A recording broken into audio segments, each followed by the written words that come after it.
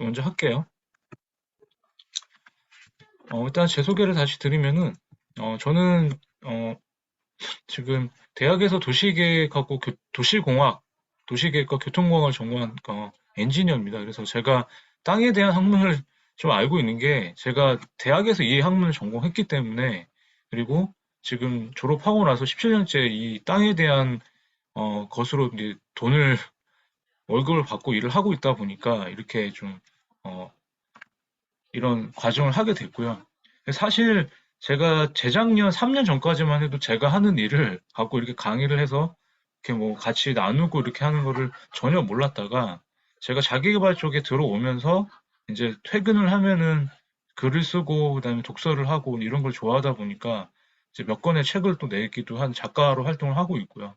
그러다 보니까 이제 제가 가진 경험과 지식을 가지고 이렇게도 할 수 있겠구나 해서 기획하게 된 강의가 이겁니다. 그래서 선배님들한테 땅을 모르는 분들한테 그냥 좀 쉽게 말씀을 드리고 그 다음에 이제 좀 뭐 땅 투자를 하고 싶은데 전혀 모르는 사람들이 또 있잖아요. 바로 할 수가 없으니까. 그래서 그 제일 앞단에 있는 그런 강의를 좀 기획을 해서 이렇게 지금 진행을 하고 있는 거니까 그냥 편하게 들어주시고 공부하신 다음에 저도 이제 투자는 좀 초짜다 보니까 그렇게 많이는 하진 않았어요. 그래서 나중에 더 그 토지 투자하는 잘하시는 분들 강의 들으셔가지고 그런 데 가셔서 좀 더 이제 하면은 이제 선배님들도 고수가 되실 거다. 그래서 이 앞에 초보 강의라고 해서 이렇게 좀 들어주시고요. 그 지금 들으신 분들 중에서도 아마 뭐 땅에 대해서도 조금 아실 분이 있을 텐데 그런 분들은 이 땅에 대해서 좀 이런 게 있구나. 이런 거에 대해서 조금 다시 한번 알아야 되겠다라고 좀 이렇게 좀 들어주셨으면 좋겠어요. 다시 한번 인사드리겠습니다. 예, 황상열이라고 합니다. 오늘 뵙게 해서 반갑습니다. 그래서 저는 지금까지 여기 좀 수정을 안 했는데 올해 9월까지 제가 개인저서 9권하고 그다음에 공저 3권을 출간한 12권의 책을 낸 작가이기도 합니다. 그래서 어, 소설하고 시 빼고는 다 써봤어요. 자기계발서, 그다음에 인문, 그다음에 뭐 해서 이번에 낸 책이 닥치고 글쓰기라는 글쓰기 책을 9월에 출간을 했거든요. 그래서 아마 네이버에 제 이름 치시면은 아마 제가 쓴 책이 다 검색이 되실 거니까 자기계발 쪽에 관심이 있으신 분들은 독서법 강의도 하고 있고요. 그리고 글쓰기 강의도 하고 있기 때문에 꼭 땅에 대한 게 아니라 뭐 책이나 글에 대해서도 궁금하신 분도 있으시면은 어, 저 강의 또 하니까 또 오셔가지고 이렇게 같이 해주셨으면 좋겠습니다. 제 소개는 요런 걸로 마치고요.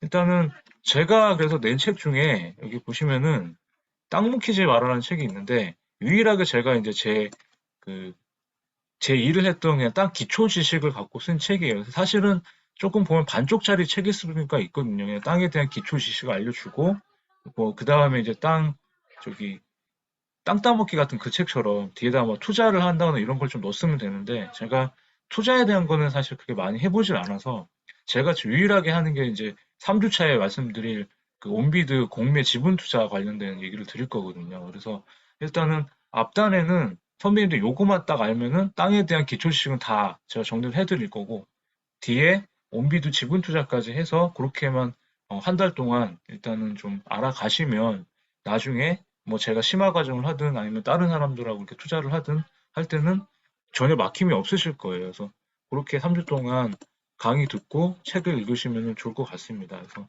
제가 쓴 책 중에 유일하게 경제 경영서가 하나 있다는 거. 그래서 이 책이 재작년 4월에 냈어요. 그래서 나온 지는 2년 한 6개월이 됐는데 지금 책이 사실은 1세를 다 팔았거든요. 1200부를 찍었는데 출판사가 망해가지고 2세를 못 찍었어요. 그래서 이 책이 지금 팔진 않아요.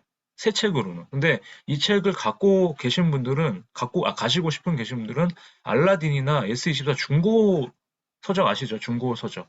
거기 가시면 책이 없어요. 거기도 없어요. 그럼 거기는 다 팔렸나 보네요. 책이 이게 아마 1200부가 제가 낸 책 중에 제일 많이 찍었는데 제일 빨리 나갔다고 하더라고요. 왜냐하면 또 땅에 대한 궁금한 게 있으니까. 그래서 책이 되게 작게 나오긴 했거든요. 근데 이 책을 그래서 제가 PDF 파일 드린 거 있죠. 이런 땅 사지 마라는 PDF 파일 내용하고 거의 유사합니다. 제가 마지막만 조금 다르게 썼어요. 그 저작권 때문에. 그래서 혹시나 예스24나 알라딘에 그런 책이 있다 그러면 한번 좀 보셨으면 좋을 것 같고요. 아니면 이 PDF 파일만 보셔도 됩니다. 그래서 제가 드린 거 이거 일단 이거부터 읽으세요. 그래서 이거부터 읽고 나서 그 다음에 땅 먹기랑 그 다음에 그 1,000만 원 소액토지 그 책 이렇게 그 순서대로 읽으시면 될 것 같아요. 그게 안 되면 이 책이랑 땅 따먹기 책만 이렇게 좀 해주시면 좋을 것 같아요. 네.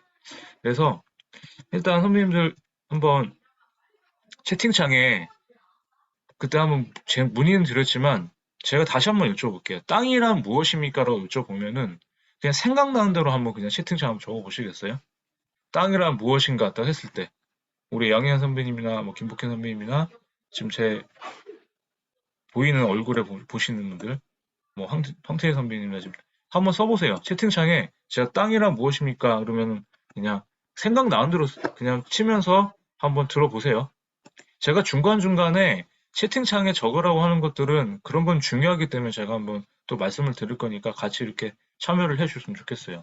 그래서 땅이란 무엇입니까? 이렇게 여쭤봤는데 제가 이 강의를 준비할 때 이 강의는 2017년도 때 했었어요. 그래서 거의 한 17, 18, 19, 20, 21 거의 5년째거든요.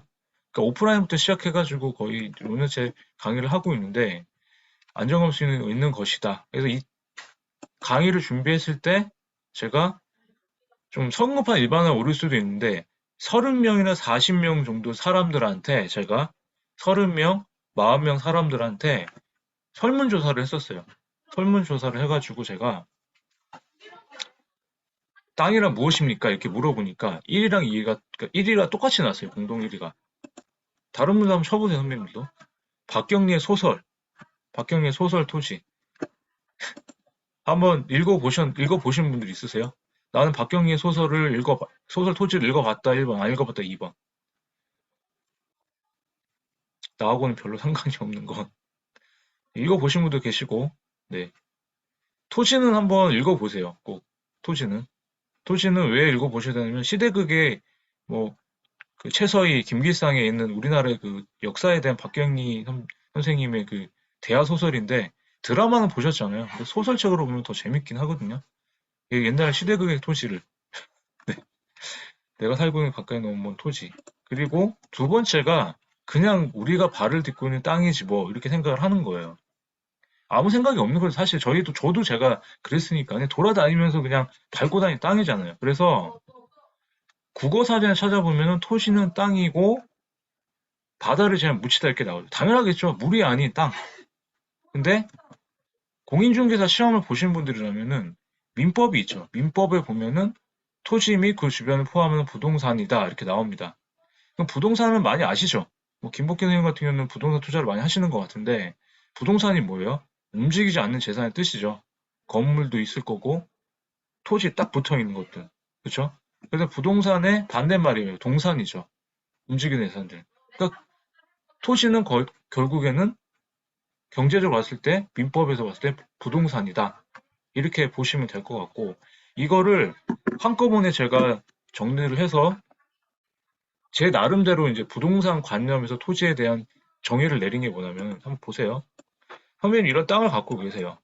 여기가 양현 선배님이나 우리 뭐 제 황태희 선배님이나 여기 계신 분들이 어떤 1-1 번지의 땅을 갖고 있다. 근데 보면은 여기를 개발이 가능한 땅이라고 전제를 깔고 우리가 흔히 땅이라면 지상만 생각을 해요. 근데 땅을 개발하면 어때요? 이게 건물을 짓죠. 지하 개발하죠. 지하 주차장 개발하죠. 아파트 살고 계셔도 지하 주차장 개발하잖아요. 단독주택 살아도 지하 개발하죠. 일반 건축물 어때요? 지하 주차장 파죠. 지하를 개발합니다. 당연히 용적률은 들어가지 않겠죠. 그리고 공중으로 올라가면은 용적률 계산이 되면서 층수 계산이 되겠죠. 공중까지 같이 개발하죠. 높이니까. 올라가니까. 그래서 외국에는 우리나라는 지상권이 설정이 돼 있잖아요. 근데 외국에는 에어라이트라 해가지고 공중권도 있어요. 공중에서. 우리나라도 공중권이 있긴 있을 거예요. 제가 잘 찾아보지 못했는데. 그렇기 때문에 부동산 관점에서는 어떻다? 우리가 일정 부분 지표면에 정당한 영역에 서민들 같은 1-1 번지 한 영역에 공중과 지하와 지상을 포함하는 입체적인 장소가 토지다. 이해되시죠? 이해되시죠? 부동산 관점에서는 지하 개발되고 지상이 개발하고 또 공중은 뭐다? 높이 개발을 할 수 있기 때문에 공중과 지하와 지상을 모두 포함한 입체적인 장소가 부동산 관점에서는 토지라고 이렇게 저는 정의를 내리고 싶어요. 일단 여기까지는 이해되셨죠? 그러면 퀘스천 마크가 같은 땅인데 왜 어느 지역은 건물을 지을 수가 있고 왜 어느 지역은 개발이 되지가 않을까? 이게 키포인트예요. 그냥 쉽게 생각하세요, 선배님들 그냥. 같은 땅인데 어디는 개발이 되고 왜 개발이 안 될까? 그게 이 차이 때문입니다. 우리나라 모든 시군, 서울시, 부산시, 제주시, 어디 뭐 울릉군 이런 모든 시군을 통틀어서 우리나라는 똑같이 국토계획 이용하는 관한 법률에 땅의 규제 제한을 받습니다. 건축물은 건축법에 따른 용도 제한을 받듯이 땅은 국토계획 이용하는 관한 법률상 행위 제한을 받는다. 이렇게 아시면 돼요. 그래서 거기 안에 줄여서 국계법이라 하거든요. 줄여서 국주계법 해가지고 신문에 보면 국계법이라는 게 이 국토회계에 이용하는 법률을 나온다고 생각하시면 돼요. 땅에 대한 법률이라 생각하시면 되거든요.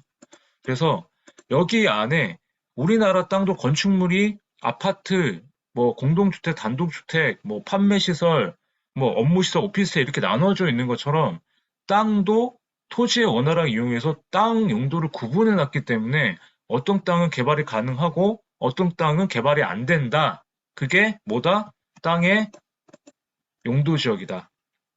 그래서 오늘은 가장 중요한 개념, 땅에서 가장 기본적인 개념, 이 용도 지역만 하나 알고 가셔도 선배님들이 개발을 할 수 있느냐, 개발을 못 하느냐, 그거를 감을 잡을 수가 있는 거예요. 오늘 이것만 가져가시면 돼요. 다른 거 다 모르셔도 땅의 용도 지역만 그 개념만 알고 가시면 됩니다. 오늘 하나씩 한번 풀어볼게요. 그래서 용도 지역이란 국토계획 이용에 관한 법률을 보면은 법률에 이렇게 나와 있어요.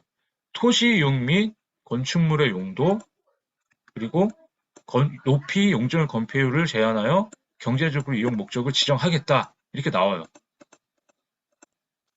쉽게 말하면 땅도 다 용도가 구분이 돼가지고 어떤 데는 높이 지을 수가 있고 어떤 데는 낮게 지을 수 있고 그걸 말하는 거예요. 그거를 도시관리계획, 도시계획으로 결정한다. 이게 키포인트예요. 그래서 용도 지역은 땅의 용도가 다르기 때문에 어떤 땅은 높게 지을 수가 있고 어떤 땅은 낮게 지을 수가 있다. 그걸 이해하시면 되고 그거를 도시계획으로 결정하기 때문에 법적으로 결정이 된다. 이게 땅의 용도가 나눠진다. 이렇게 생각을 하세요. 그래서 용도 지역은 크게 도시 지역과 도시 외적으로 나눠지는데 선생님 보세요. 도시 지역과 도시 외적으로 나눠지죠. 여기서 지역자를 빼볼게요. 지역자를 빼면은 뭐가 남아요? 도시. 도시 외 남죠. 더 쉽게 하면 뭐예요? 도시 외는 뭐예요? 비도시인데 비도시는 뭐예요? 시골이죠. 시골. 시골이죠.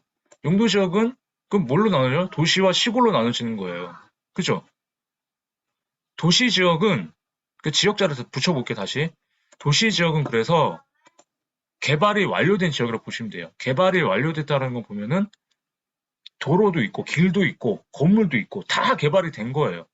그러면 한번 또 문제 하나 드릴게요. 서울시는 도시 지역이 클까요? 도시 외 지역이 클까요? 우리가 살고 있는 서울특별시는 도시 지역이 클까요? 도시 외 지역이 클까요?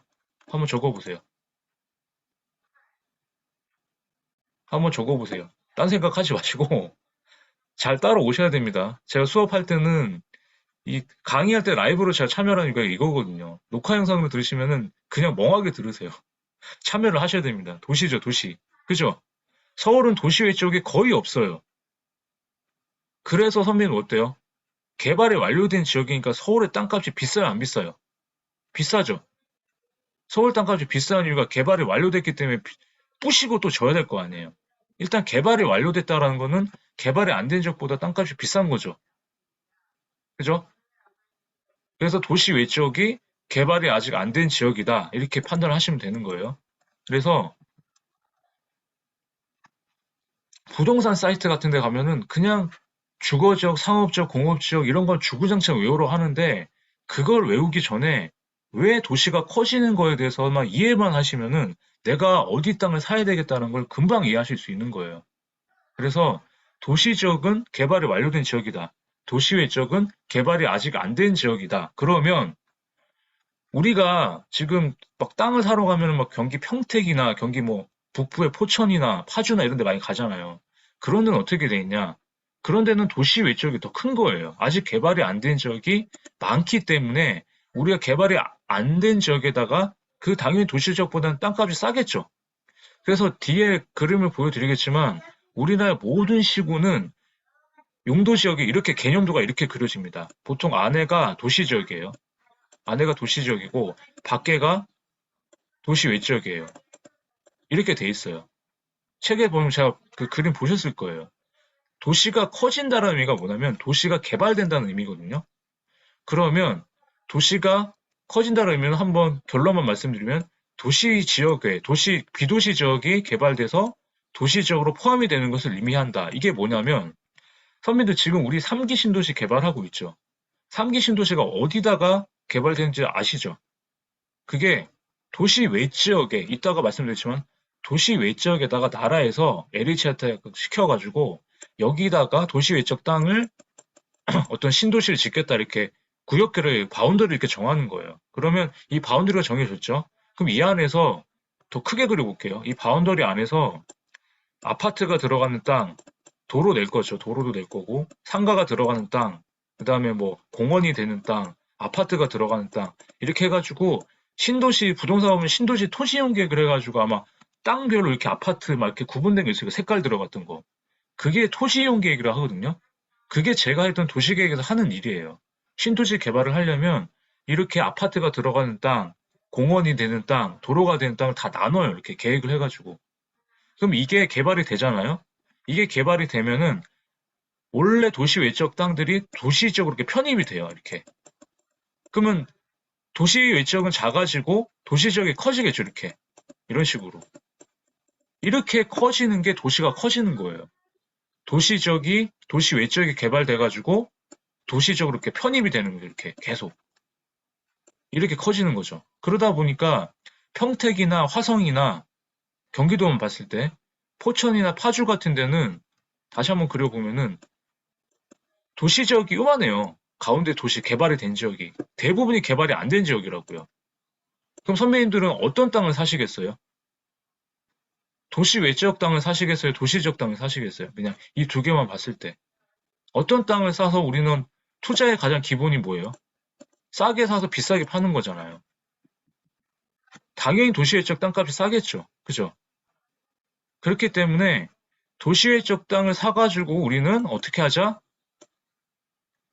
여기 도시 외적이 개발이 되는 게 우리가 흔히 말하는 신문에 봤을 때 어디가 개발된다, 어디 개발 계획이 나온다 하는 게 이 도시 외적이 개발이 되는 거예요. 그럼 실제로 개발이 되면은 이게 편입이 돼가지고 도시적이 된다고요. 근데 이미 대도시는 어때요? 서울이나 부산이나 대구 같은 대도시는 어때요? 이미 다 개발이 완료됐기 때문에 도시 외적이 없는 거예요. 그러면 다시 설명을 드리면 싼 땅을 사서 갖고 있다가 주변 개발 계획이 생겨서 거기 근처에 땅을 사가지고 같이 오르겠죠, 시세가. 그럼 그때 팔면 어때요? 시세 차익을 남기겠죠. 그러니까 쉽게 생각하는 거예요, 투자를. 그러니까 나는 그게 싫어요. 나는 주식 투자랑 똑같이 생각해서 똘똘한 그냥 우량주 하나 비싼 거 살게요. 네이버나 이런 것들. 그게 도시적 안에 있는 땅을 사가지고 비싸도 사는 거예요. 똘똘한 아파트 한 채 사는 게, 똘똘한 빌딩 하나 사는 게. 왜? 서울 땅값은 떨어지지가 않기 때문에. 이미 개발이 됐기 때문에. 그래 돈을 주더라도 서울에 있는 집을 기어코 사려고 하는 게 뭐예요? 아파트도 보면은 아파트도 세대마다 대지 지분이 다 나눠져 있잖아요. 그죠? 압구정 같은 데 보면은 땅값도 포함이 됐단 말이에요. 차라리 똑똑한 우량주를 하나 사서 갖고 있는 게 떨어지진 않을 거니까 그만큼 투자를 하는 거죠. 근데 보통 사람은 어때요? 그냥 저평가된 우량 사가지고 시세 차익을 보는 게 원래 원칙이잖아요. 땅도 똑같아요.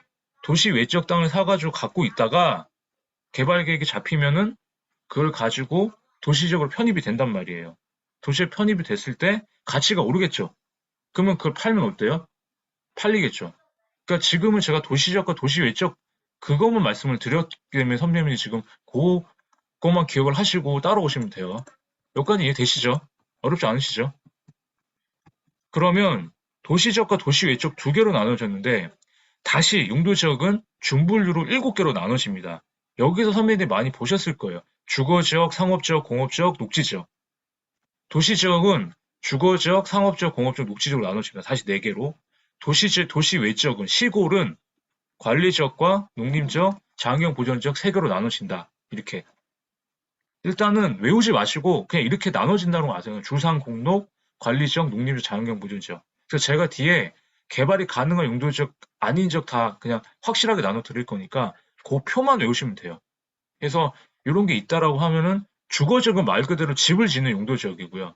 상업지역은 말 그대로 뭐 업무나 회사나 뭐 오피스텔이나 뭐 이렇게 큰 건물 같은 거 그런 것들 있는 거. 공업지역은 말 그대로 공장만 지을 수 있는 지역이고 녹지지역은 그 외에 다 개발할 수가 없으니까 그 중간에 뭐 공원이라든지 산이라든지 이런 거를 거기에 지정을 해놓은 거예요. 그런 게 도시지역이다. 그 도시 외적은 도시적 밖으로 봤을 때 좀 관리적이나 농림적이나 자연경 보존적이 있다. 이렇게 일단 말씀을 드릴게요. 그래서 이게 7개로 나눠지는데 다시 마지막으로 하면 21개로 나눠진다. 그래서 주거지역도 보면은 일반 주거지역, 뭐 전용 주거지역이 나오잖아요. 그렇게 해서 다 구분이 되는 거예요. 근데 그걸 다 알 필요가 있냐? 없다. 제가 이따 그거는 표로 다시 정리를 해드릴 거니까 뒤에 가서 한번 그것만 보시면 됩니다. 그래서 아까 말씀드린 대로 제가 딱 본 게 이 표예요. 그럼 아까 말씀드린 게 이게 뭐예요? 주거지역, 상업지역, 공업지역, 녹지지역이 이게 도시지역이죠. 그죠? 그다음에 농림지역과 관리지역과 자연경 보존지역 이게 도시 외지역이죠. 시골이죠, 시골. 이렇게 나눠진다는 거예요, 이렇게. 우리가 모든 시군의 용도지역은 이렇게 나눠집니다. 예외가 없어요. 근데 제가 뭐라 그랬어요, 아까? 도시 외지역에 개발이 되면 도시지역이 편입이 되면서 도시가 커진다고 그랬죠.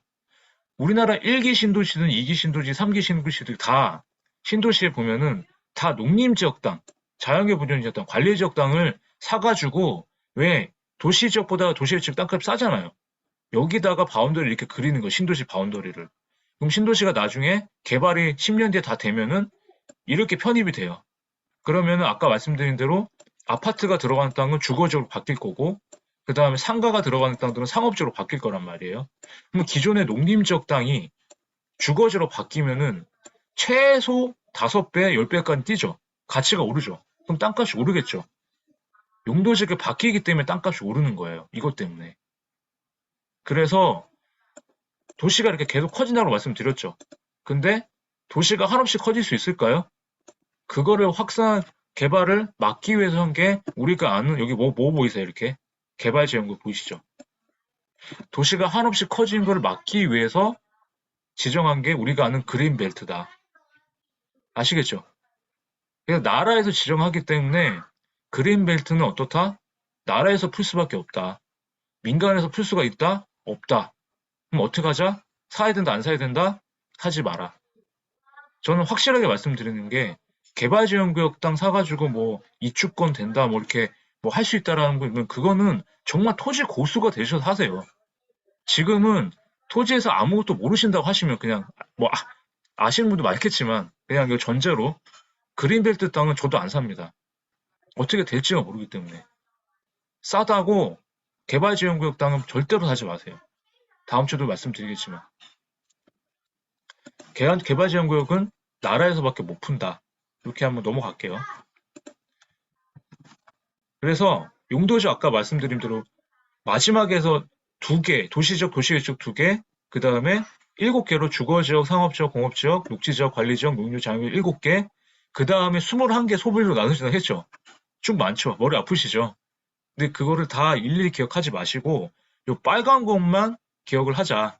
그래서 일종 전용 주거지역 같은 경우는 전용 주거지역, 일반 주거지역, 준주거지역으로 나눠지는데 그게 또 보면은 전용 주거 같은 경우는 1종, 2종으로 나눠지고 일반 주거지역은 1종, 2종, 3종으로도 나눠진다. 이렇게 보시면 돼요. 그래서 이런 거 보면은 건축물이 이런 게 된다라는 거는 나중에 한번 읽어보시면 될 거고요. 하나씩 제가 또 짚어드릴 거예요. 여기서 중요한 게 뭐냐면 건폐율과 용적률이 나오죠. 용도지역별로 보면은 용적률, 건폐율이 다르죠. 보시면은 이렇게 올라가면 커지죠. 상업지역이 더 제일 높고 죄송해요. 상업지역이 제일 크고 상업지역이 그러니까 주거지역 같은 경우는 100%밖에 안 되는데 근데 전용보다는 일반 주거지 더 크죠. 그리고 준주거지역이 제일 높고 주거지역에서는 상업지역은 어때요? 중심상업지역은 1500% 해가지고 제일 높죠. 1500%, 1300%. 그래서 이렇게 지금 올라가요. 그래도 용적률이 올라갈수록 땅값이 비싸다는 걸 일단은 전제를 하시고, 그럼 용적률 건폐율이 도대체 뭐야? 알고 계신 분도 있을 건데 한 번 더 말씀을 드릴게요. 일단은 이 표는 이렇게 된다는 거 한번 보고 한번 넘어가 볼게요. 일단 용적률 건폐율 개념을 한번 말씀을 드릴게요. 건폐율은 선배님들, 건폐율은 지금 양호연 선배님이나 김복희 선배님이나 박경 선배님, 황태희 선배님, 제 눈앞에 지금 보이시는 선배님들 땅이 100평짜리를 갖고 있다 쳐요. 100평. 근데 지금은 평짜라는 말을 잘 안 써요. 선배님들. 평이란 말은 안 써요. 평이 제곱미터라면 얼마냐면 330제곱미터예요. 한 평이 3.3 제곱미터라고 보시면 돼요. 아시겠죠? 그러면 100평의 땅을 50평, 만약 50%다. 건폐율이 50%로 했을 때, 건폐율 50%로 했을 때, 건폐율 50%란 얘기는 내 땅의 100평에서 50평만큼만, 반만큼만 1층 건물을 지을 수 있다. 이런 의미인 거예요. 다시, 건폐율이 50%라는 의미는 대지 면적의 건축물 바닥 면적으로 나오죠. 내 땅 안에 양현 선배님이 만약에 100평짜리 땅을 갖고 있으면은 건폐율 50%를 하고 싶다. 그러면 내 땅에 50평까지만 330제곱미터는 165제곱미터만까지만 건물을 지을 수 있다. 1층 건물을 지을 수 있다. 나머지는 뭐 해야 된다? 주차장을 짓거나 뭐 조경을 하고 나무를 심거나 하는 그 땅이다. 건물을 못 짓는 땅이다. 그러면 60%는 뭐 어떻게 돼요? 100평에 60평이니까 60평까지 내가 건물 1층 면적을 지을 수 있겠죠. 그 개념인 거예요. 건폐율은. 평면으로 봤을 때 내가 얼마나 최대로 1층 면적을 지을 수 있는지. 그게 건폐율이고, 거꾸로 용적률은 보세요. 용적률은 그럼 용적률이 그러면 100%다 그러면은 건폐율 50%짜리를 두 개를 짓는 거예요. 두 개 층을. 연면적이거든요. 쌓는 면적이기 때문에 용적률은 층수와 관계가 있다. 높이로. 그래서 이걸 반드시 외우세요. 채팅창에 한번 적어보세요. 건폐율 곱하기 층수는 용적률이다. 이건 반드시 아셔야 돼요. 건폐율 곱하기 층수는 용적률이다. 이걸 아셔야 선배님들 내가 갖고 있는 땅에 대해서 용적률 건폐율이 왜 중요한지 아시죠? 내가 갖고 있는 땅에서 얼마만큼 내가 건물을 지을 수 있는 범위를 알려주는 지표라는 거예요. 이걸 아셔야 내 땅에 대해서 몇 층까지 지을 수 있겠구나. 아니 못 짓는구나. 용도랑 용적률 건폐율만 알아도 이 세 가지만 오늘 확실하게 알아도 다 나중에 뭐 투자를 하시거나 이럴 때 다 확실해진다. 그래서 건폐율 곱하기 층수, 용적률이다. 한번 쳐보세요. 네. 그러면 우리가 한번 또 가볼게요. 다시 한번 말씀을 드리면, 한번 보세요. 이게 땅이 지금 100제곱미터짜리예요. 연면적이 25제곱미터예요. 25, 이건 이렇게 되면은 제가 답을 말씀드렸는데, 건폐율 얼마예요? 100제곱미터에 연면적 25제곱미터 1층짜리를 줬어요. 건폐율 얼마죠? 몇 %죠, 건폐율이? 건폐율 얼마예요, 이거?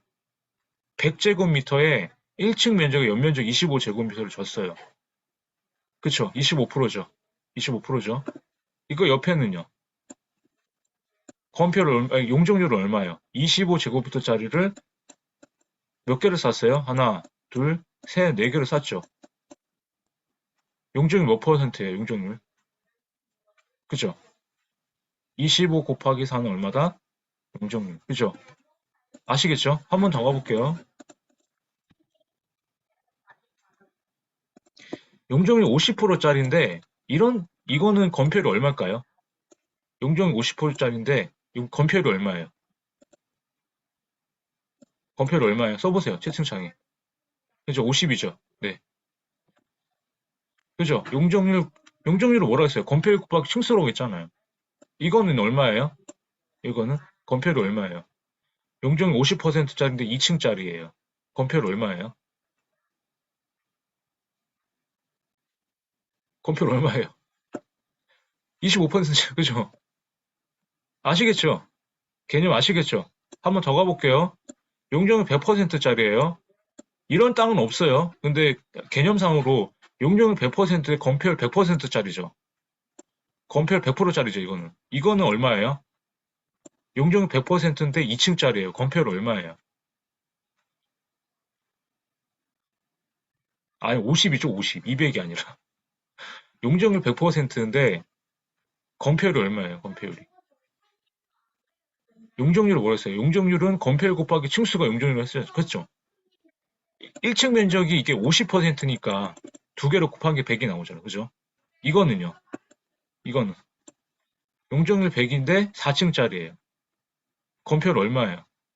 그죠? 25죠, 25. 그죠? 이해되시죠, 이제? 마지막 용적률 200%짜리인데 2층이에요. 이거는 건폐율이 100%짜리겠죠. 1층 면적이 100이니까 100짜리 두 개 준 거죠. 이거는 얼마예요? 이게 가장 우리가 많이 보는 현실적인 땅입니다. 그죠? 50%죠. 우리 황현 선배님 잘 따라오시네요. 네. 아시겠죠? 건폐율 곱하기 층수가 뭐다? 용적률이다. 반드시 외우세요. 이걸 아셔야, 이걸 아셔야 선배님들이 갖고 있는 땅에 대해서 내가 얼마만큼 바운더리 그 범위를 아시는 거, 레인지를 알아야 나중에 설계사무소 사람들 얘기할 때, 아니, 내 땅이 용적률이 얼마고 건폐율이 이만데 몇 층까지 되냐? 이 정도 나오는 걸 내가 알고 있는데 어떻게 할 거냐? 이렇게 얘기가 된다라는 거예요. 그냥, 그냥 무조건 맡기지는 않을 거 아니에요. 선배님도 나중에 자기 뭐 땅 사가지고 집 지으실 건데, 만약에 그러신 분들이라면. 그럼 최소한 기본적인 요건을 알아야 그분들하고 얘기를 할 거 아니에요. 그죠? 제 말이 틀린가요? 그거를 아셔야 되는 거예요. 가장 중요한 개념을 오늘 말씀드리는 거예요. 땅의 가장 기초적이고 가장 기본적인 거. 용도 지역과 용적률 건폐율. 이 세 개를 꼭 아셔야 된다. 아시겠죠? 그럼 이제 하나씩 용도 지역 한번 가볼게요. 주거 지역은 아까 말씀드린 대로 전용 주거 지역과 일반 주거 지역과 준주거 지역 세 개로 나눠지는데 다시 전용 주거 지역은 1종과 2종으로 나눠진다. 그래서 전용 주거 땅들은 기생충 영화 보셨죠? 거기에 이성균이 사는 박사장 집이 어때요? 평창동에 으리으리하죠. 그런 부잣집들이 보통 전용 주거지 많아요. 성북도 평창동에. 그래서 전용 주거 지역은 양호한 주거 환경을 보호하자 이렇게 되는데 그 양호하다는 의미가 뭐냐면은 돈 터치미, 내 프라이버시 침해하지 말라는 뜻이에요. 그렇기 때문에 얼굴이 팔린 사람들은 이 비싼 동네 가서 사는 이유가 그거예요. 경호를 되게 삼엄하고. 근데 어때요? 가장 이상한 용도적인 게 땅값이 정말 비싼데 용적률이나 건폐율을 보면은 1종 같은 경우는 2층밖에 못 줘요. 2종 같은 경우는 2종 전용 주거는 3층밖에 못 짓고요. 그러다 보니까 용적률이 500, 50에 100, 용적률이 150에 50 나오죠. 그럼 보통 용적률 건폐율 층수가 낮으면 선비님 생각했을 때 되게 싸잖아요. 그죠? 상업지역은 이만큼 높이 지으니까 비싼데 전용 주거지역 같은 경우는 이상하게 주거지역 중에서도 가장 비싼 땅값을 자랑한다. 그래서 우리 같은 사람들이 저 같은 사람 선배님들은 또 돈이 많으신 분들도 막 있을 거니까 돈이 많으신 분들은 이런 평창동에 성북동 땅 사셔서 이렇게 넓은 집에서 사셔도 돼요. 근데 저 같은 평범한 사람들은 그냥 이런 전용 주거적 땅들은 돈을 많이 벌어야 좀 살 수 있지 않을까 이렇게 말씀을 드린 거고 그래서 우리는 일반 주거지역 땅을 우리는 눈여겨보자라는 거예요. 그러니까 참 사람 말을 잘 줬는데 우리 같은 일반 사람들은 일반 주거지역이 가장 잘 맞는 땅이다. 그래서 일반 주거지역은 전용 주거지역 틀리게 편리한 주거환경 보호라고 이렇게 법에 나와요. 법에 이렇게 나와요. 그래서 편리하다는 건 뭐냐면 선배들 집에 딱 나가면 다 있는 거예요. 백화점도 있고 미용실도 있고 가게도 있고 편의점도 있고 나가면 다 있으니까 편리하잖아요. 그런 데가 일반 주거지역으로 결정을 한다. 그래서 주거환경의 편리성과 실용성이 강한 용도 지역으로 세 개로 나눠지는데 1종 일반 주거지역 같은 경우가 1층, 2층 이하의 단독주택, 저층 밀도를 가진 그런 데 많이 지정을 하고요. 그 다음 2종 일반 주거지역이 중층, 3층에서 4층 이하의 다세대 주기나 빌라, 연립 같은 데가 2종 일반 주거지 많아요. 그리고 3종이 아파트, 5층 이상의 아파트가 많습니다. 그래서 딱 건축법에서 제가 말씀드린 단독주택과 그 다음에 다세대하고 아파트하고 연립을 합치면 공동주택이라고 하거든요. 그래서 공동주택, 단독주택도 건축법상에 나오는 법상 용어예요. 그래서 일종 일반 주거지역 같은 경우는 땅의 용도가 일종 일반 주거지역이면은 건축법상 건축물 용도가 단독주택이 많다. 그거를 기억을 하시고요. 2종 일반 주거지역 이상, 2종, 3종은 공동주택이 많다. 이렇게 생각을 하시면 돼요. 특히 공동주택 중에 5층 이상인 게 아파트라고 하거든요. 5층 이하, 4층짜리를 연립이라 하는 거예요. 그래서 연립도 법상 용어예요. 4층짜리가 연립이고 5층 이상이 아파트다. 이렇게 기억을 하세요. 그래서 1종에서는 아파트가 안 돼요. 근데 2종, 3종 땅에서는 아파트를 지을 수가 있다. 이렇게 생각을 하시는데 선배들 아파트 많이 사시잖아요. 근데 아파트는 단독 개발이 돼요, 안 돼요? 안 되죠. 왜요? 대지 지분으로 세대수가 다 나눠져 있잖아요. 선배님들 계약서 보시면은 뭐 내가 100일로 살아, 뭐 500일로 살아도 만약 500세대로 하면은 그 500명이 세대별로 500분의 1로 땅을 다 나눠져 갖고 있잖아요. 대지 지분을.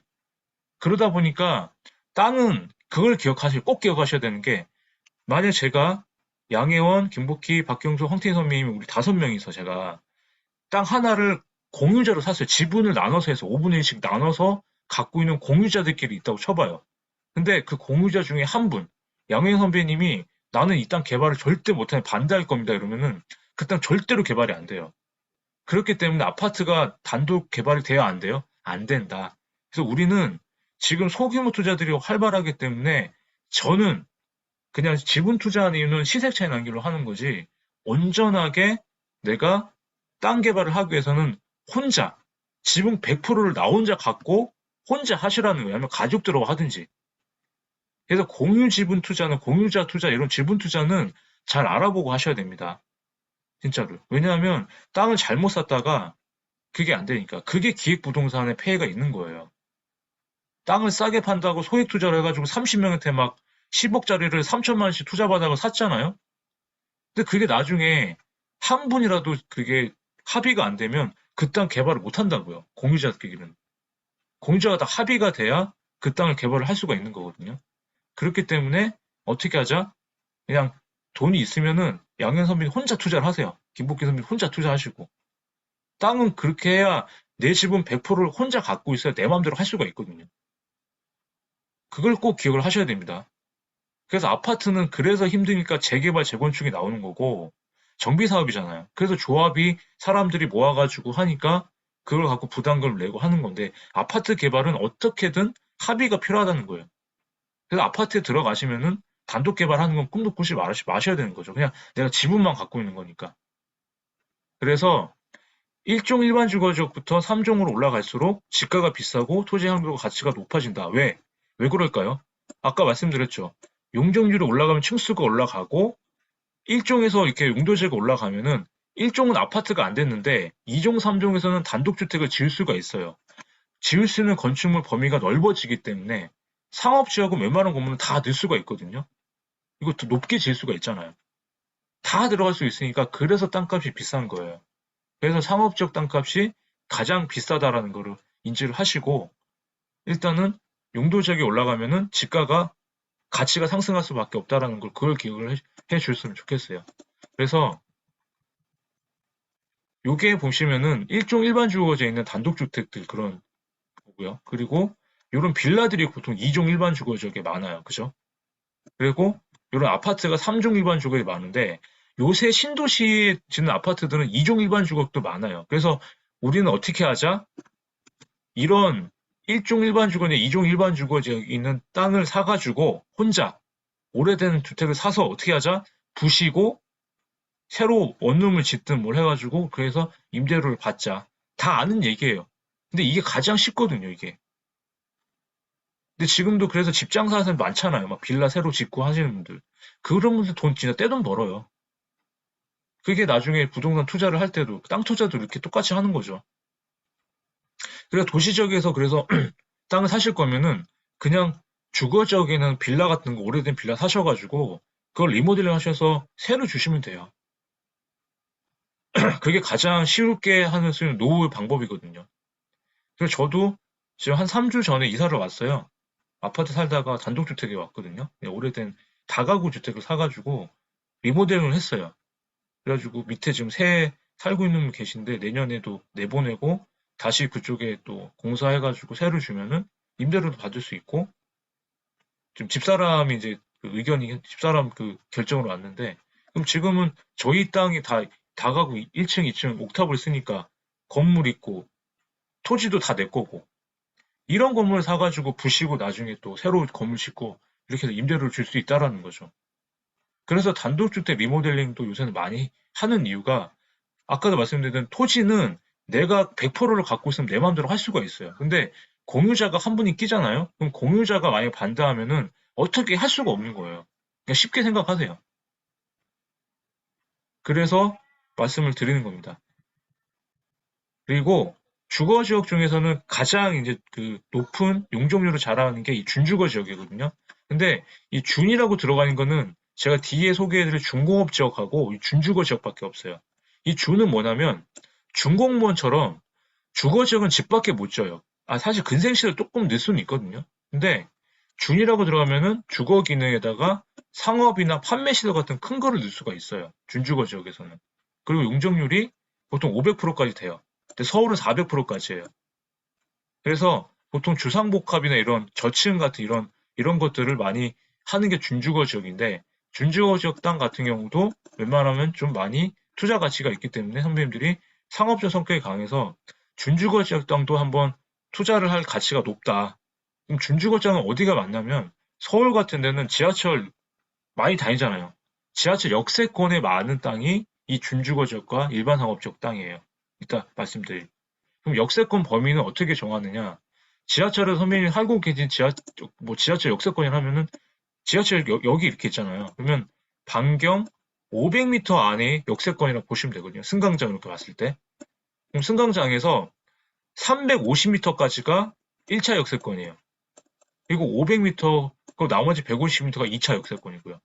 그래서 이 안쪽으로 들어오는 땅들은 옛날에 이제 박원순 시장 계실 때는 이 땅들을 다 상업적으로 바꿔준다라는 계획이 있었는데, 이제 박원순 시장이 어떻게 좀 잘못되시고 나서 오세훈 시장이 다시 돌아와서는 지금 이 역세권 땅들을 다시 어떻게든 개발을 하려고 하는데, 어쨌든 역세권에 있다고 하면은 상업지역으로 바뀔 수 있는 가능성이 높다라는 게 많은 거예요.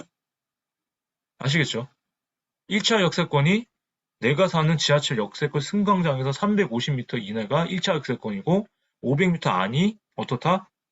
2차 역세권이기 때문에 어쨌든 500m 안에 들어오면 준주거 지역 땅 같은 경우도 상업적으로 바뀔 수 있는 가능성이 있다. 이렇게 보시고 역세권에 투자를 하시는 것도 나쁘지 않다. 혹시 선생님들이 투자를 하실 거라면 아시겠죠? 그리고 이제 상업지역은 한번 보면은 중심 상업지역 같은 게 제일 높아요. 1500%라서. 제일 높은데 보시면은 중시상업지역은 너무 비싸니까 이런 데는 선능이나 삼성이나 선능역, 삼성역 아니면 저기 도심에 그 회사 사업들 있잖아요. 막 높이 올라가는 막 40층짜리 이런 것들. 그런 데가 보통 중심 상업지역이 많습니다. 일반 상업지역도 있지만. 그래서 중심 상업지역 땅들은 개인이 투자하기에는 조금 비싸겠죠. 그래서 이런 거는 그냥 회사 차원에서 할 수 있는 그런 거다라고 한번 보시면 될 것 같고요. 한번 복습해 볼게요, 선배님들. 건폐율 90%가 뭔 뜻이다? 땅 100평에 내가 1층 90평 건물을 지을 수 있다는 뜻이라고 말씀드렸죠. 그죠? 그죠? 이건 이해 가시죠? 그리고 용적률이 1500%는 뭐다?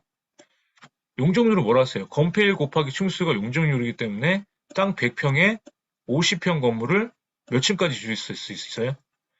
100평에 50평이면 건폐율 50%죠. 건폐율 50%짜리를 30층을 지을 수 있는 게 용적률 1500%죠. 그죠? 아까 공식 또 까먹으시지 않았죠? 용적률은 뭐다? 건폐율 곱하기 층수가 뭐다? 용적률이다. 아시겠죠? 그거를 기억을 하셔야 됩니다. 그럼 우리는 중심상업지역은 이렇게 넘어가고요. 우리가 상업지역에서 하나만 아시면 돼요. 이 일반 상업지역만 한번 보자. 그래서 준주거 지역하고 이게 일반 상업지역이 아까 제가 말씀드린 역세권에 많이 포진이 돼 있다. 역세권에. 그리고 신도시에 사시는 분들은 뭐 그 대형 백화점 같은 데가 일반 상업지역이 많거든요. 그러니까 그런 상업지역은 이렇게 돼 있고, 일단 이 뒤에 보면은 여기가 어디신가 하면은 여기가 강남역이에요. 강남역. 그리고 여기 강남 10번 출구고요. 여기가 강남대로예요. 강남 10번 출구 많이 가보셨죠, 선배님들? 이게 용도 지역도거든요. 이게 강남대로예요. 근데 강남대로 이렇게 딱 10번 치고 나오면 어때요? 앞에는 되게, 대로변은 되게 높은 건물 많죠. 뒤에 밥 먹으러 들어가려면 이면부 골목길 들어가면 어때요? 건물 다 낮아요. 그죠? 4층이야. 왜 그럴까요? 여긴 상업적이고, 여긴 주거지역이라서 그래요. 그래서 강남역 대로변은 앞에가 노선형 상업지에서 그 D형 상업지에서 이렇게 D별로 쭉 돼가지고 저 서초역, 논현역까지 다 그렇게 돼 있거든요. 그래서 앞에 대로변 쪽은 건물이 높아요. 그리고 상업적은 용적률 800%까지 되고요. 뒤 이면부는 이종 일반 주거지역인데 200%까지밖에 안 돼요. 그러니까 이렇게 만약에 자르게 되면 선배님들 땅을 이렇게 땅을 되면 단면이 앞에는 이렇게 높고 뒤에는 이렇게 낮겠죠. 강남역 가보시면 알잖아요. 뒤에 대로변은 다 높은데 뒤에 밥만 먹으러 들어가면 다 낮아요 건물이. 그게 이 주거지역과 상업지역의 차이가 있기 때문에 그렇다. 확실하게 아시겠죠? 그래서 그럼 어떨까요? 박경수 선배님이 만약 이 땅을 갖고 계세요. 그리고 이 땅을 만약에 김복희 선배님이 갖고 계세요. 이 뒤에 땅도 양현 선배님이 갖고 있다 쳐요. 여기 옆에가 황태희 선배님 땅이에요. 그러면 박경수 선배님 땅은 지금 제일 좋죠. 상업지역도 있고 주거지역도 있으니까. 근데 같은 강남에 있는데 나머지 세 분은 어때요? 용적은 200%밖에 안 되니까 나는 4층밖에 못 짓잖아요.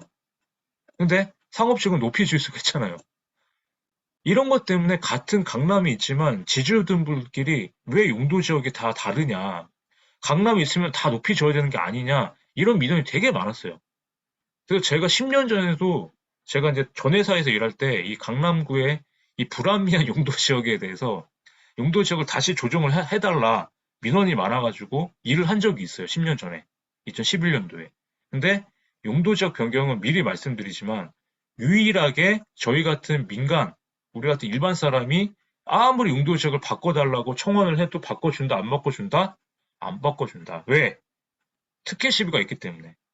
그렇기 때문에 박경 선배님이 만약에 이 땅을 진짜 잘 갖고 있지만 나중에 황태희 선배님이 가가지고 내 땅도 빨간색으로 상업적으로 해달라고 요청을 해도 양현 선배님이 뭐 서울시청 뛰어가가지고 뭐 오세훈 시장 만나서談判을 짓겠다 하더라도 된다 안 된다? 안 된다. 용도적 변경은 힘들다라는 게 그거예요. 그래서 저도 결국에는 욕만 되게 그 강남에 사는 사람들이 정말 똑똑한 사람이 많거든요. 변호사도 되게 많아요. 그래서 그 법을 다 해석을 해가지고 저한테 갖고 와서 이 법을 갖고 시장을 만나라, 네가. 근데 일개 회사 과장인데 그때는 만나 줄까요? 담당 주무관한테만 가도 저기 꺼시라고 그러는데 막 서울시 가면. 그래서 아무튼 용도 지역 변경은 어렵다라는 거 이렇게 보시면 될 것 같고요. 공업 지역은 일반 공업 지역과 중공업 지역만 한번 보여드릴게요. 일반 공업 지역 같은 경우는 아까 말씀드린 대로 공업 지역은 산업단지라고 많이 들어보셨죠? 산업단지는 뭐예요? 공장을 많이 만든 지역이에요. 그래서 공업 지역은 대부분 공장을 많이 짓는 지역이 많이 된다. 근데 요새 공장도 많이 만들지만 지식산업센터도 많이 만들잖아요. 아파트 공장을 해가지고. 지산. 지산을 가장 많이 짓는 용도 지역이 어디다? 일반 공업 지역과 중공업 지역이다. 공업 지역을 생각하시면 돼요. 그래서 일반 공업 지역 같은 경우는 보통 국가산업단지로 해가지고 산업단지가 오래됐어요. 그러니까 우리도 태어나면은 30년, 40년 살면 어때요? 몸이 망가지잖아요. 저도 얼굴이 조금 동안처럼 보이긴 한데 내년에 45살이 됩니다. 올해 44시고요. 그래서 저도 막 마흔이 넘으니까 선민들 앞에서 여기 이런 얘기 하면 안 되지만 몸이 막 고장이 나요. 근데 우리 산업단지는 어때요? 선배님들 아시겠지만 70년대, 80년대 그때 산업단지가 만들어져가지고 한창 막 이렇게 잘 되는데 이게 또 30년, 40년 지났어요. 제 나이만큼. 그러면 지나는 것만큼 할 때마다 어때요, 우리나라가? 인건비가 비싸죠. 그러니까 인건비가 비싸니까 어때요? 기업들이 다 떠나요. 해외로. 그럼 어때요? 빈 땅이 남겠죠. 이 공장이 떠났어요. 그럼 이 땅만 빈 땅이 되는 거죠. 여기 공장이 떠났어요. 빈 땅 되는 거죠. 그러면 다른 거 지으면 안 되겠냐 물어볼 수도 있잖아요. 근데 제가 말씀드렸죠. 공업 지역은 공장밖에 못 짓는다고. 그런데 안 그래도 좁은 땅덩어리에 이 빈 땅 놓을 수가 없잖아요. 그래서 요새는 산업단지 산업단지가 다 준공이 되면은 우리나라의 한국 산업단지 관리공단이라고 있어요. 산업단지 관리공단에서 이 땅들에 대해서 관리를 하는데 빈 땅들이 많다 보니까 이거를 주거나 오피스텔을 짓기 위해서 주거 용도로 바꿔주겠다 하는 그런 용도 지역을 바꿔주는 게, 그러니까 이건 땅의 용도로 바꾸는 게 아니라 이 산업단지 안에서 공업지역은 바뀌지가 않는데 산업단지 안에서 공장만 지을 수 있게 한 거를 집도 지을 수 있게 해주겠다. 이렇게 해서 풀어준다는 거예요. 그러다 보니까 이런 땅들도 선배님들이 한 눈여겨보시면 좋을 것 같다라는 걸 말씀을 드리는 거고, 이제 이거 말고 우리 개인들이 가장 눈여겨봐야 될 용도 지역이 공업 지역에서는 중공업 지역입니다. 중공업 지역 자체가 용도 지역이 굉장히 높고요. 용도 지역이 높고 공업 지역 중에 제일 높아요. 400%라서 제일 높고, 그다음에 아까 준이라고 들어가면 뭐라 그랬어요? 다른 용도로 집어넣을 수 있다고 했죠, 제가. 업무나 상업적으로 넣을 수 있다고 말씀드렸죠. 그래서 중공업 지역 같은 경우는 오피스텔이나 아파트를 지을 수가 있어요. 그만큼 용적률이 좀 깎이는 건 있겠지만. 그래서 지금 우리 서울에서 마지막 남은 용도 지역, 그 중공업 지역 땅이 이 사진을 보시면 알겠지만 물레동입니다, 물레동. 이 중공업 땅이 어디가 제일 그러면 선배님 성수역 아시죠? 성수역과 뚝섬역의 성수동. 성수동 가보셨죠? 서울에. 굉장히 핫플레이스죠, 옛날에. 거기 가면 카페 같은 데 보면은 막 공장을 막 카페로 막 막 만든 게 많잖아요, 요새 보면은. 거기가 다 중공업 지역이었어요, 성수동이. 물레동처럼. 옛날 공장들이 많았다고요. 평당 6년 전만, 5년 전만 해도 평당 3천 정도 했던 땅인데, 지금 어때요? 걔 다 개발돼가지고 평당 1억이 넘어요. 평당 1억이라고요. 한 평당 1억. 그러면 저희 같은 사람들은, 죄송합니다. 저 같은 사람은 가서 살 수가 없는 거예요. 근데 물레동도 이제 그렇게 핫플레이스가 된 거예요. 아마 올해 말, 내년 초까지가 물레동이 마지막 남은 중공업 땅이 될 것 같아요. 영등포 신도림 가보셨죠? 영등포도 다 개발이 됐습니다, 선생님들. 그리고 신도림도 어때요? 다큐브 시티가 앞에 다 개발이 됐잖아요. 영등포 거에서 마지막 남은 땅이 여기란 말이에요, 여기.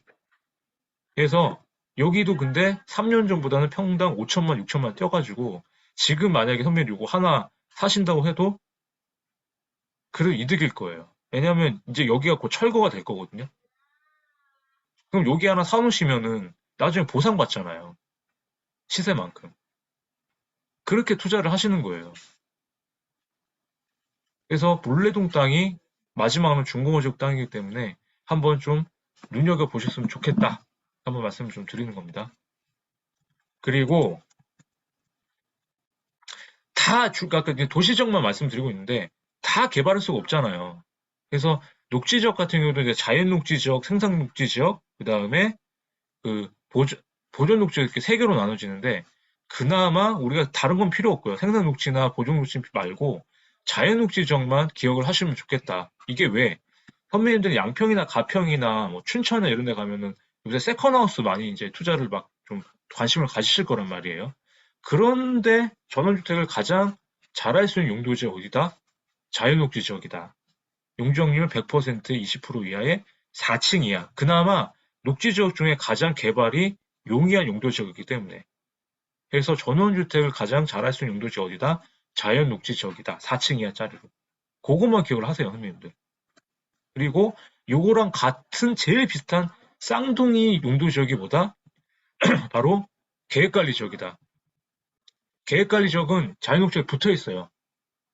도시 외지역인데 자연녹지 지역이 바로 지나면 바로 계획관리 지역 땅 옆에 거의 붙어 있거든요. 거의 비슷해요. 그래서 도시 외지역 중에 가장 개발이 용이한 용도 지역이 어디다? 계획관리 지역이다. 그래서 자연녹지 지역과 계획관리 지역은 그것만 기억하세요. 4층 이하의 단독주택, 전원주택을 개발할 수 있는 가장 용이한 용도 지역이 어디다? 계획관리 지역과 자연녹지 지역이다. 그것만 기억을 하십시오. 그래서 선배님 요 편은 반드시 기억을 하세요. 아 그리고 제가 어차피 강의가 끝나면은 강의 자료하고 그 다음에 영상은 다 올려드릴 겁니다. 그렇기 때문에 다 그걸 보시면서 계속 그냥 대세김질 하세요. 아 대세김질 아니고 복습하세요. 제가 좀 언어 표현이 조금 부족한 게 많기 때문에 알아서 걸러서 들으시면 됩니다. 그래서 이 장은 꼭 기억을 하시면 좋겠어요. 개발이 가능한 용도 지역이 어디다? 고층 건물, 저층 건물 나눠왔지만 이 고층 건물, 저층 건물 기준이 뭐다? 4층 이상, 4층 이하입니다. 4층 이상이면 상업지역과 일반 주거지역 2종, 3종. 그리고 4층 이하, 저층 건물은 전용 주거지역, 1종 일반 주거지역. 개발이 가능한 용도지역이요. 그리고 4층의 타운하우스 전용층보다 자연녹지역과 계획관리지역이다. 요것만 기억을 하셔도 어디다 투자를 하셔야 될지, 어디가 땅이 좋을지 아시겠죠? 용도지역만 얘기했을 때. 그리고 그거에 이거랑 비교했을 때 개발이 아예 안 되는 건 아니에요. 개발이 조금 제한된 용도 지역이 이거에 비해서 이런 땅들, 자연경 보존 지역 같은 경우는 말 그대로 자연 환경을 보존해라. 그잖아요. 지역장만 빼도. 이런 땅 사실 거예요, 안 사실 거예요? 사시면 안 됩니다. 자연경 보존 지역은 어디에 맞냐? 서민들이 좋아하시는 태백산, 속리산, 이런 등산 가실 때 그런 산들 있죠. 그런데 요새 드라마 지리산 하잖아요. 뭐 전지현하고 뭐 누구죠? 주지훈 나온 그런 산에 용도 지역을 부여하는 게 뭐다? 자연경 보존 지역이다. 산은 자연경 보존하셔야 되겠죠. 사시면 안 됩니다. 싸다고. 그 농림 지역이 농림 지역 땅도 우리나라에서 제일 많은 용도 지역이 농림 지역이에요. 면적이 제일 넓은 게. 농림 지역은 한마디로 말씀드리면은 보전산지 절대농지 들어보셨을 거예요. 나중에 3주차 때 농지랑 산지 배울 건데, 절대농지 보전산지가 있는 용도 지역이 농림 지역이에요. 사야 된다, 안 사야 된다? 안 사야 된다. 아시겠죠? 그 다음에 생산관리적, 보전관리적도 많은데, 그나마 계획관리적 땅이 비싸면은 보전관리적까지는 그래도 괜찮다. 개발이 가능하기 때문에. 그래서 그렇게 보셨으면 좋겠어요. 그래서 이 표는 반드시 기억을 하셨으면 좋겠다. 아시겠죠? 그래서 지금 우리나라에 그래서 근데 제가 용도지역만 말씀을 드렸는데 사실은 토지의 삼총사라 해가지고 제가 책에도 썼지만 용도지구와 용도구역까지가 있습니다. 근데 다 알면 너무 머리가 아프시니까 그냥 이런 게 있다라고만 이해를 하시고 용도구역이 그래도 행위 제한이 가장 세다라는 것만 기억을 해주시고 용도구역 안에 파란색으로 써놨죠 제가. 개발제한구역과 도시자연공원 보이시죠? 이게 용도구역에 들어가요. 그린벨트가. 그래서 그린벨트는 가장 이 용도구역으로 결정됐기 때문에 개발지원구역 같은 경우는 행위제한이 가장 세기 때문에 개발지원구역과 도시자연공원구역 결정된 땅들은 사셔도 안 된다. 그래서 파란구로 해놓은 거예요. 개발지원구역과 도시자연공원구역 땅은 사지 마라. 다음 주에 한 번 더 언급을 해드릴게요. 이거는요. 그래서 모든 토지에 적용되는 게 용도지역인데 용도지구와 용도구역은 이렇게 용도지역에서 다 커버를 못하니까 조금씩 이렇게 행위 제한을 다시 보완을 해주는 대체제 역할을 하는 게 용도지구와 용도구역이다. 그래서 땅의 삼총사가 원래는 용도지역, 용도구역, 용도지구. 뭐 달타냥, 아토스, 아라미스 이런 애가 아니고 땅의 삼총사가 이런 세 개다라는 거 기억을 해주면 좋을 것 같고요. 그래서 용도지역이 중요한 이유가 땅의 용도마다 규제 사항이 다르기 때문에 어떠세요? 아시겠죠? 용도마다 다르니까 어떤 데는 높게 지을 수가 있고 어떤 데는 낮을 수 있고 어떤 데는 개발이 안 된다.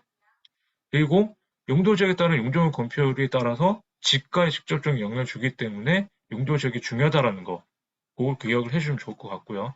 아까도 말씀드렸지만 용도지역은 직접 우리 같은 평범한 사람들이 가서 아무리 요청해도 바꿔준다 안 바꿔준다? 안 바꿔준다. 그럼 언제 바꿔주느냐? 5년마다 하는 도시관리계획 재정비라는 게 있어요. 각 시군마다. 그래서 한번 나중에 지자체 도시계획까지 전화하셔가지고 박 교수님이 뭐 화성에 사신다 그러면은 화성시 도시과에 전화하신 다음에 혹시 도시관리계획 재정비가 언제 진행이 됩니까? 물어보세요. 내 용도지역이 불만이면은. 그러면 그때 도시관리계획 재정비 하는 그 기간 안에 주민 의견을 낼 수 있는 기간이 있어요. 내 용도지역이 불합리합니다. 의견 청원을 하는 거죠. 그럼 그때 의견을 낼 수가 있는데 의견 내더라도 그걸 보고 바꿔준다 안 바꿔준다? 안 바꿔준다. 취합을 해가지고 나중에 심의를 통해서 바꿔주는데 대부분이 안 바뀌어요. 정말 불합리하지 않으면. 그래서 용도지역 변경은 거의 불가능하다고 보시면 돼요. 하나 더 말씀드리면 잠실의 제2 롯데월드 아시죠?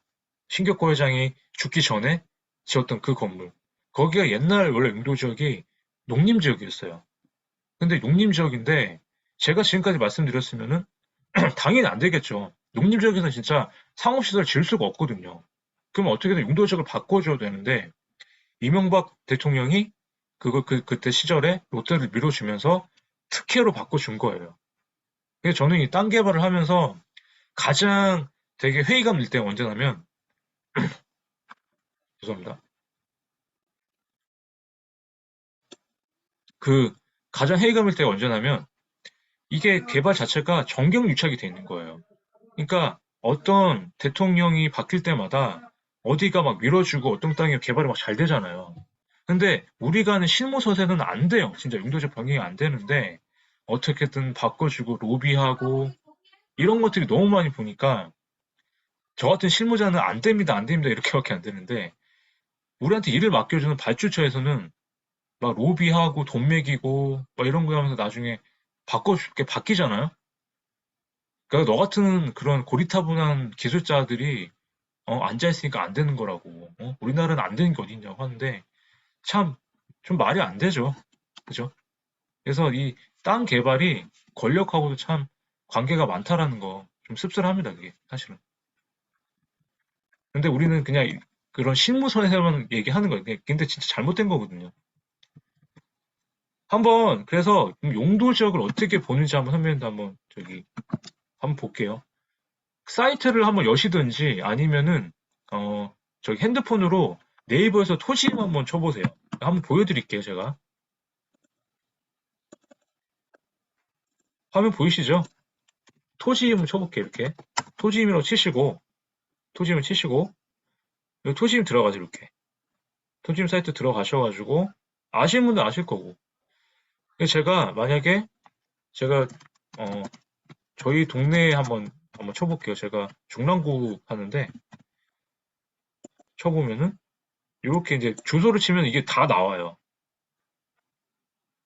조금 느리긴 한데, 보세요. 조금 느린데, 이렇게 느릴까요?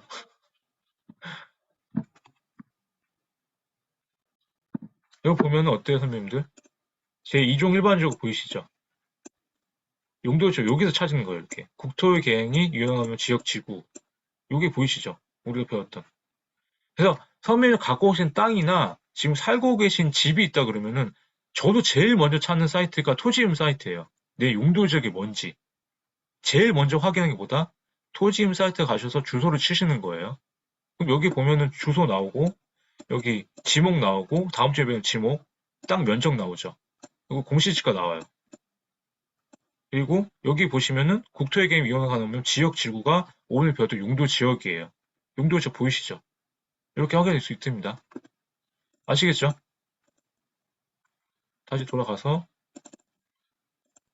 그러면 아까 제가 쳤던 것처럼 접속해서 여기다가 주소를 치시면은 주소를 치고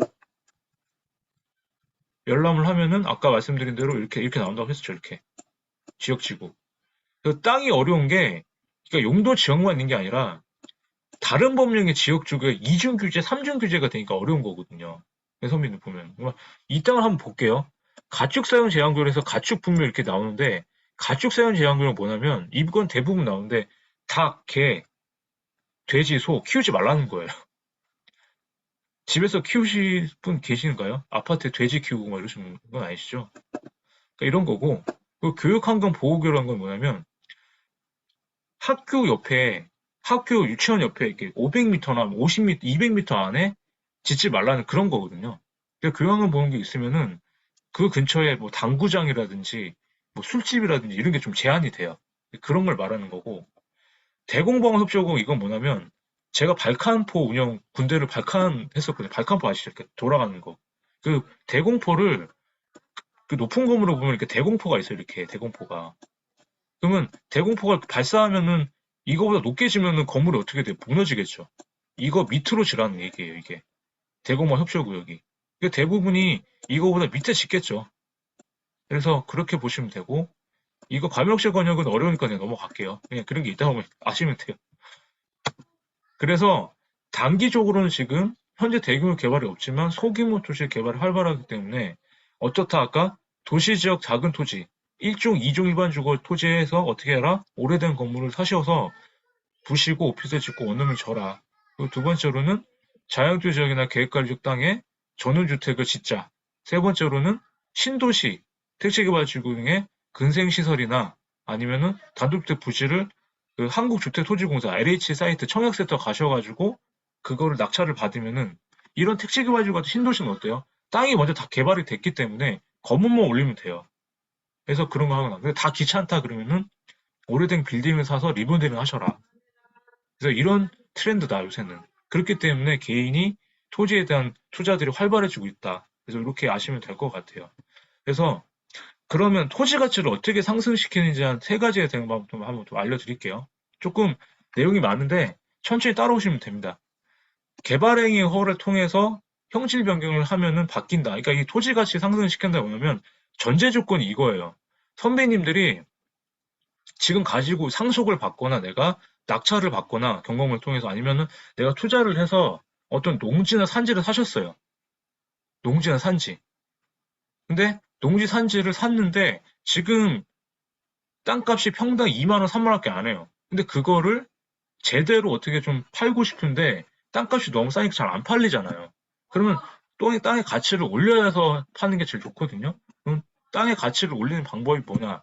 이게 개발행위 허가를 통해서 하는데 땅의 기본적인 인허가가 개발행위 허가예요. 개발행위 개발을 하는데 건축물 질 때 건축물 짓는 인허가가 건축 허가라고 하면은 땅을 평평하게 만드는 작업을 하는 게 개발행위 허가라고 보시면 돼요. 그래서 한번 볼게요, 선생님들. 만약에 양현 선배님께서 이런 땅을 사셨어요, 이렇게. 산을 샀고, 웅덩이 있는 땅을 샀어요. 박경 선배님 이렇게 오셨을 때, 상태 선배님이나.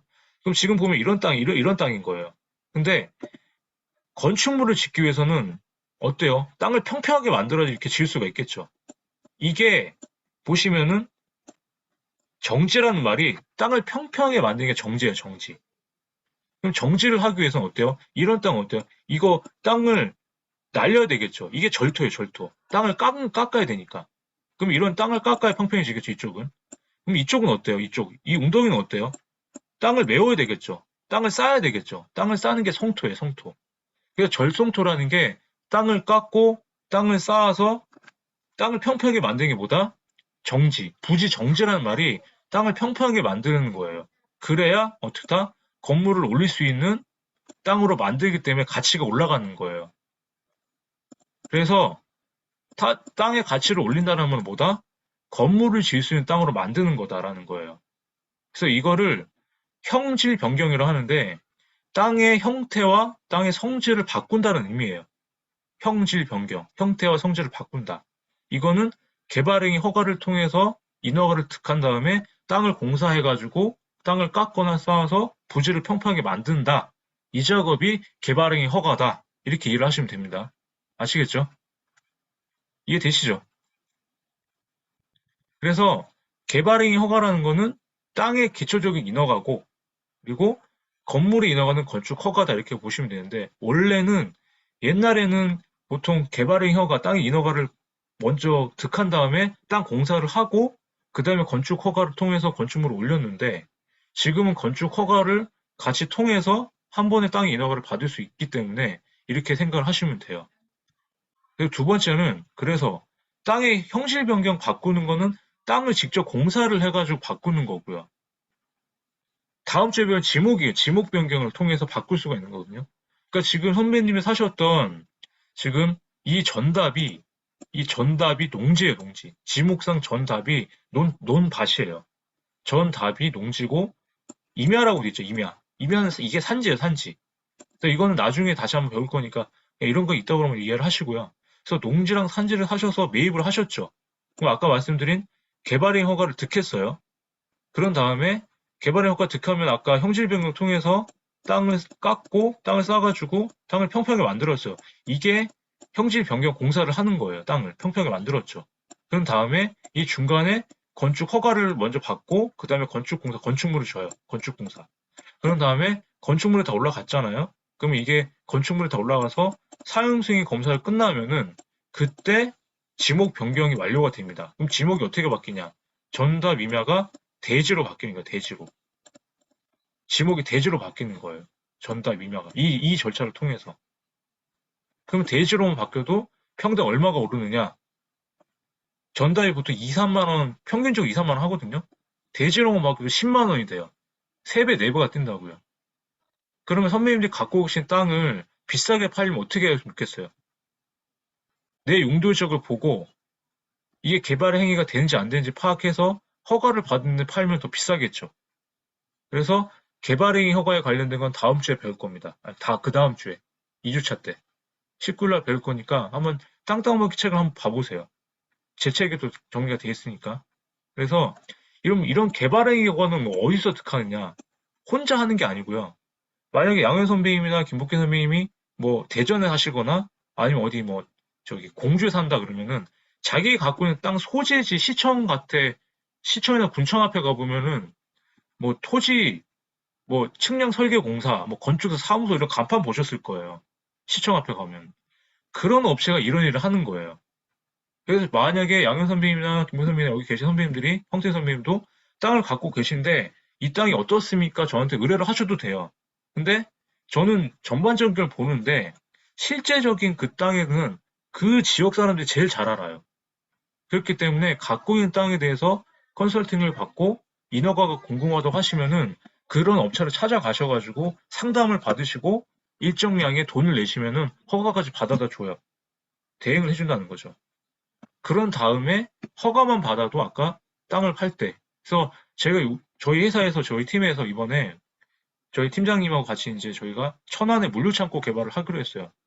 근데 천안에 지금 땅을 사러 갔는데 이미 그 땅 판 사람이 계획관리적 땅인데 그 땅을 인허가를 미리 받아놨어요. 다른 걸로 공장을 짓기 위해서. 그러다 보니까 기존 땅값이 농지일 때는 평당 3만 원짜리였는데 이게 15만 원까지 오른 거예요. 그러니까 12만 원이 오른 거죠, 평당. 그럼 면적이 어마어마하니까 시세 한 몇십억을 남겼어요. 이 인허가 하나 차이로. 저희가 땅을 샀는데. 그래서 그렇게 하는 방법도 있다. 농지나 산지 같은 경우는. 지금 이건 농지 산지를 말씀을 드리는 거예요. 가치를 올렸을 때. 근데 보통 도시 지역은 건물이 다 올라갔기 때문에 다음 주에 지목에 보면은 건물이 있는 땅의 지목은 다 대지예요, 대지. 근데 선배님들이 알고 계신 시골 땅들은 농지나 산지가 많기 때문에 이런 거는 지목이 대지가 아닌 경우가 많거든요. 전답 같은 거를 나중에 비싸게 팔려면 이런 방법으로 쓰면 된다라는 거 말씀을 좀 드리는 거고요. 그래서 아까 말씀드린 토지의 가치를 이제 상승시키는데 그러면 그냥 주거지역을 상업지역으로 바꿔주고 녹지지역에서 주거지역 바꿔주면 되는 거 아니냐 하는데 어때요? 용도지역이 바뀌면은 지을 수 있는 범위가 커져서 토지의 가치 집가 상승된다고 했는데 근데 용도지역은 어떠 그랬어요? 직접 도시계획 변경을 통해서만 해서 안 된다 그랬죠. 아무리 우리가 민간에서 해도 안 된다고 말씀드렸잖아요. 그래서 3번은 거의 힘들다고 보시면 돼요. 그래서 아까 1번, 2번 말씀드린 거는 용도지역 변경이 없는 거예요. 그냥 용도지역은 계획관리지역이든 자연녹지역 그렇게 있는 거예요. 그 안에서 지목이 바뀌는 거예요. 형질이 바뀌는 거고. 그래서 그렇게 이해를 하시면 돼요. 이제 마지막으로 갑니다. 기획부동산 구분하는 방법 알려드릴게요. 기획부동산에 당해본 일 있으세요? 거의 없으실 것 같은데 기획부동산은 이거 하나만 기억하시면 돼요. 아까 말씀드린 대로 보통 임야를 크게 사가지고 임의로 가분할을 합니다. 그 다음에 불특정 다수에게 홍보해서 지분 형태로 파는데 지분 형태로 파면 아까 지분 형태로 그냥 해야 된다 안 해야 된다 하지 말아야 된다고 했잖아요. 근데 지분 형태로 파는데 뭐만 떼보면 아시냐면은 등기부 등본만 떼보시면 아세요. 그래서 등기부 등본 봤을 때 소유자가 수십 명에서 수백 명 이른다. 성이 다 틀리다. 이러면 기획부동산 한번 의심을 좀 해보면 좋을 것 같다라는 거. 그것만 기억을 하시면 될 것 같아요. 그래서 기획부동산들이 이렇게 합니다. 저도 제가 몇 번 회사에 이런 분들이 찾아왔는데 그렇듯한 그 부동산 컨설팅 회사를 차려요. 그런 다음에 개발지 주변에 아까 큰 임야를 사가지고 이런 큰 임야를 사가지고 미리 허가를 받고 분할을 시켜 놓습니다. 근데 이게 요새는 안 돼요. 옛날에는 토지 분할이 됐거든요. 근데 요새는 하도 기획부동산이 많다 보니까 그냥 이제 지자체에서도 이거 그냥 땅만 분할을 안 해줘요. 근데 그래도 기존에 이제 안 팔린 그 분할된 땅들이 많으니까 그런 땅들 찾아서 저희 같은 업체에 와가지고 마스터 플랜 아시죠? 조감도 이렇게 보면 막 삐까뻔쩍한 그림 하나 그려달래요. 그러니까 개발 후에 어떻게 건물이 올라가고 막 되게 왜 그걸 가지고 모르는 사람들을 마케팅을 해야 되니까. 이 지역이 산밖에 없는데 여기에 다 아파트가 올라갈 겁니다. 이런 식으로. 그런 그림을 그려달라고 저희 같은 업체에 와요. 근데 제가 한, 한 분이 세 번째 저를 찾아오셨어요. 제가 세 번째 찾아오는 날 제가 거짓말하고 쌍욕하고 그냥 꺼지라고 했어요. 아직도 기획부동산 하시면서 사람들 피눈물 들게 하냐고. 그래가지고 그분이 되게 머쓱거리면서 가셨어요. 그러고 나서 저한테 불려갔죠, 위로. 너 그 대표한테 뭐라 그랬냐고. 그랬더니 그냥 꺼지라 그랬다고. 아니, 두 번이나 그렇게 와가지고 회사에서 해줬으면 그만이지. 또 와가지고 그 사람들한테 그, 왜 그런 사람한테 그렇게 우리가 해야 되냐고. 아니, 돈 주지 않냐고. 아, 돈을 줘도 아무리 좀 상도덕이 있지 않느냐. 그렇잖아요. 그러니까 저는 그런 건 아니라고 생각하거든요. 하여튼 이런 식으로 해서 등기부 등본만 한번 좀 떼보시면은 선배님들도 이렇게 막 괜찮을 거다. 이렇게 말씀을 드리고 싶고요. 그래서 다음 주에는 이제 이걸 배울 겁니다. 이제 선배님들이 나중에 이제 땅을 어떻게 경공매를 하시든 투자를 하시든 뭐 할 때 일단은 용도 지역부터 일단은 확인을 아까 토지임 사이트 알려드렸죠. 그거부터 확인을 하시고 그 다음에 부동산 똑같아요. 건물 보러 가는 것처럼 땅 보면은 일단 땅에서 가져다 주는 게 도로하고 접해 있어야 돼요. 도로랑 접해 있는지, 지형이 어떤지, 지세가 어떤지 파악을 하시고, 그 다음에 인문환경, 교통이 어떤지, 그 도로 뭐 계획이 있는지, 뭐 그런 것들을 좀 땅값이 얼마인지 이런 거를 좀 보시고, 그다음 실제 임장을 꼭 가셔야 되는 거 아시죠? 임장 가셔서 내가 파악한 그런 거랑 비슷한지. 그래서 그거를 다음 주에 2주차 때 뵙고 다음 주에는 10일은 없고 19일 날 같이 한번 나눠 볼 거니까 그렇게 한번 하셨으면 좋겠습니다. 그래서 그다음 다시 소주가 있다고 하시면은 토지임 사이트에서 땅의 용도적부터 확인을 하시고 용적률 검표율 확인하시고 근데 용적률 검표율도 다음 주에 확인하는 거 다 알려드릴게요. 그래서 용도적만 알겠어도 선배님의 기본적인 감은 알 수 있다라는 거. 그래서 오늘 마지막으로 어, 나누고 일단은 강의는 여기서 마치도록 하겠습니다. 일단 한 분씩